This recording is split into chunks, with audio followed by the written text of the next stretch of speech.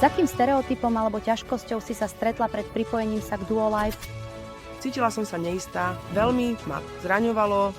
Bez povšimnutia, nikdy som nemala seba dôveru. To bol jednoducho len strach z neúspechu.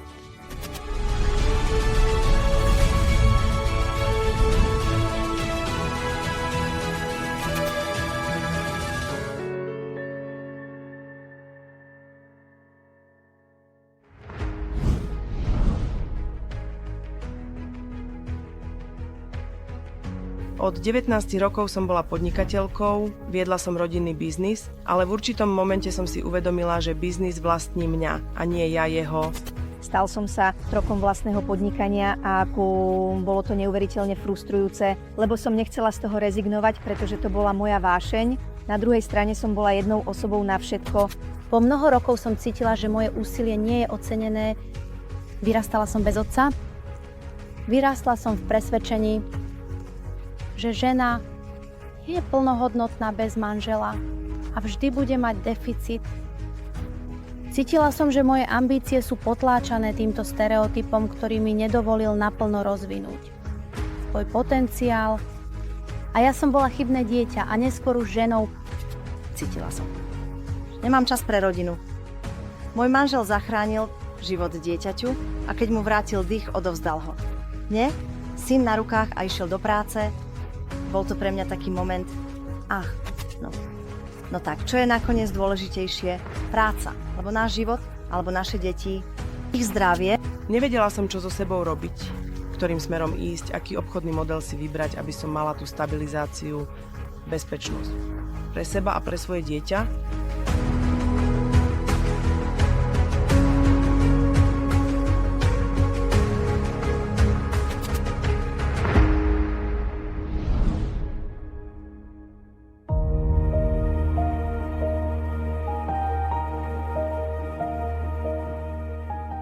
Čo bolo pre teba prelomovým obdobím? Bol taký moment, že som si nebola úplne istá, čo ešte budem chcieť robiť vo svojom živote. Sebastian prišiel domov z práce, sadli sme si a hovorím k Sebastianovi: počúvaj, vedľa je angličtina. Zapíšem sa na tú angličtinu 1 hodinu týždenne. On mi vtedy povedal: nemáme šancu, nezmierime sa s tým. Bol by som to ja, kto dostal pesťou do líca? Ako? Za 4 hodín denne. Ja, pre všetkých. Doma. A ja nemôžem pre seba obetovať 1 hodinu týždenne. Povedal som: nie. A vtedy som sa rozhodla, že začnem pôsobiť. Line? Jedného dňa počas mojich narodenín som dostala od mojej kamarátky 2 fľaše, biela a čierna. Bolo to deň a noc. Tá istá kamarátka ma dohodila na stretnutie v Jenskoviciach s vtedajším regionálnym manažérom Tomášom Zabavom na prezentáciu obchodného modelu, ktorý som vôbec nepoznala. Vôbec som nepoznala odvetvie marketingu sieťového. Počas tohto stretnutia mi Tomáš ukázal biznis, ktorý pre mňa už vtedy bol niečím úžasným a vtedy som pochopila, že to môže byť aj miesto pre mňa, že to bude miesto pre mňa, pre zmenu môjho života, mojej dcery, mojej rodiny. Najdôležitejším momentom bolo rozhodnutie zúčastniť sa prvého podujatia TFT, kde som videla ženy, ktoré tak ako ja mali veľké ambície a sny.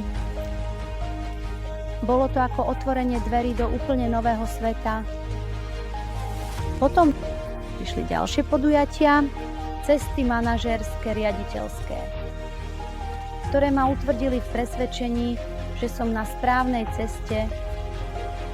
Každé stretnutie, každá konverzácia mi dávali krídla a rozširovali moju víziu na iné ženy, ktoré môžem inšpirovať k rovnakému životu a každá z nich môže byť inšpiráciou pre ďalšie. Všetko predchádza emóciám. Keď sa vraciam späť do tých 5-7 rokov, do mojich začiatkov, tak takmer tie emócie, ktoré boli prítomné a viditeľné.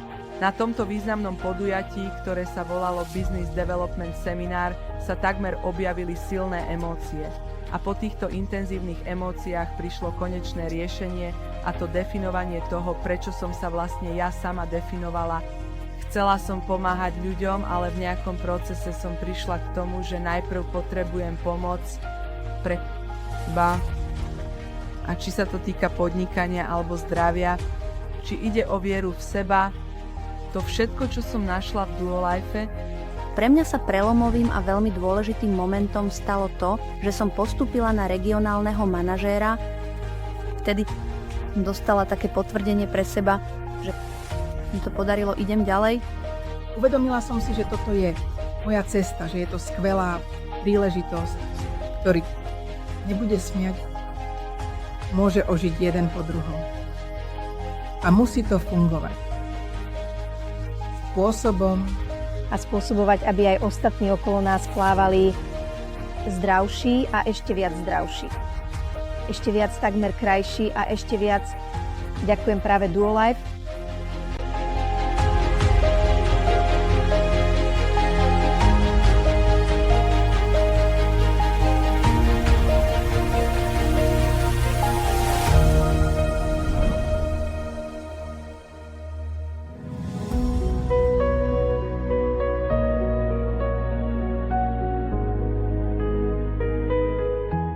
Ako vlastne napríklad plníte svoje sny? Pred niekoľkými rokmi sme s Toukom vytvorili svoju mapu snov v spálni, na dverách od skrine Lakobel. Popraškovými fixkami sme napísali všetky svoje sny. Napísal som Mercedes GLC Coupe.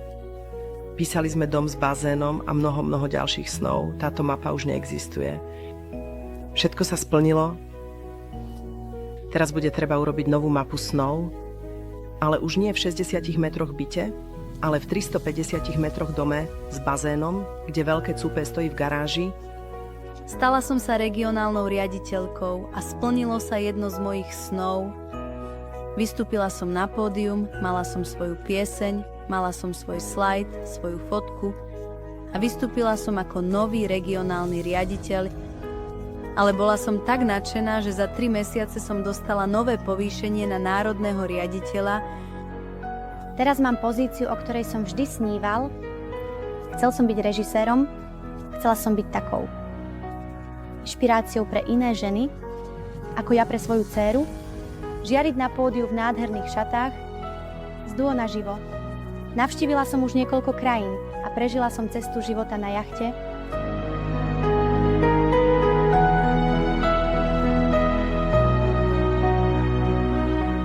Vlastní kuchár. Vynikajúce jedlo, krásne výhľady. Tam som cítil, že toto je pre mňa určite nová etapa tohto vysnívaného životného štýlu. Duolife umožnilo mi splniť veľmi veľa snov, pretože predtým, ako som sa pripojila k firme, nemohla som si dovoliť žiadne výlety a to bolo mojím silným prianím, pretože som si dala za cieľ, že chcem na začiatku jednoducho zarobiť 500 zł do rozpočtu, aby som mohla rodinu vziať na tieto prázdniny. A nikdy na to nezabudnem. Keď môj syn letel prvýkrát lietadlom, ďalšou takou vecou boli samozrejme manažérske prázdniny. Pamätám si ten prvýkrát, keď som dostala a získala kvalifikácie a keď som sa vtedy objavila v Turecku na manažérskom výlete, cítila som sa ako v rozprávke. Také exkluzívne miesto som nikdy predtým nevidela. Nikdy predtým som nezažila niečo podobné. Čerešničkou na torte z najväčších snov bolo vyhrané súťaže do NASA. Musím, ale nie som schopná zo seba nič vydať a veľmi... Veľmi sa teším. Dobre pre teba. Bravo, gratulujeme. Chcela som vám predovšetkým poďakovať za to, čo robíte pre nás, pretože odmeňujúce životy obyčajných ľudí, takými, akými som bola, keď som začínala, a to, čo sa tu stalo, odkedy som tu, je to jednoducho niečo úžasné. Nikdy som si nemyslela, že sa dožijem takej chvíle, kde splniť moje najväčšie cestovateľské prianie a budem môcť práve raz s mojím manželom zažiť to, aké. Krásne miesto sú Spojené štáty.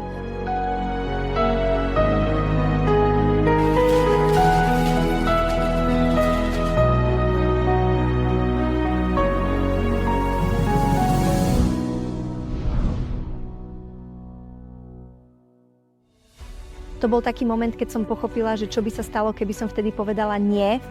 Čo by sa stalo, keby som na stretnutí povedala, že to nie je pre mňa. Keby som uverila svojej hlave a nešla za srdcom. Tak som si to uvedomil, že som naozaj človek, ktorý hovorí, že áno, budem to skúšať, nebudem sa podceňovať, ani sa nebudem preceňovať, ale mala som to naozaj v sebe také 50-50, že idem využiť túto možnosť ktorá mi prišla do cesty. Dnes som veľmi šťastná, že tu mám profesiu. Mám čas pre seba, mám čas pre manžela, pre deti. Realizujem seba a mám svoj vysnívaný životný štýl. Dneska sme všade spolu. Môžem pracovať, pomáhať iným, vsahovať ich ciele a realizovať ich sny. To je najkrajšie na tomto biznise.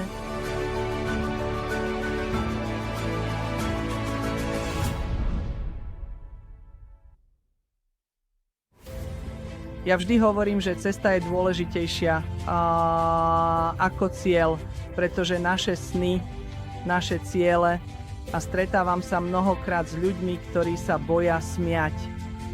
Boja sa si niečo predstaviť, aký zmysel má tu žiť. Tak netreba sa vôbec ničoho báť. Treba svoje sny realizovať. A nasledovať svoje. To je biznis založený na hodnotách. Dávame hodnoty a benefity ľuďom, ktorí nás prijímajú, dovolujúcim pochopiť, že zdravie je pre nás najdôležitejšie. Pred novým je vždy strach. A to je v poriadku. Niekedy stačí jeden krok, jedno rozhodnutie, aby si otvoril dvere. Novým možnostiam nie je na svete druhá taká ako ty. Nemôžeš sa vyjadriť príbehom a budeš príkladom pre mnohé iné ženy. Myslíš si, že môžeš a budeš po oboch brať?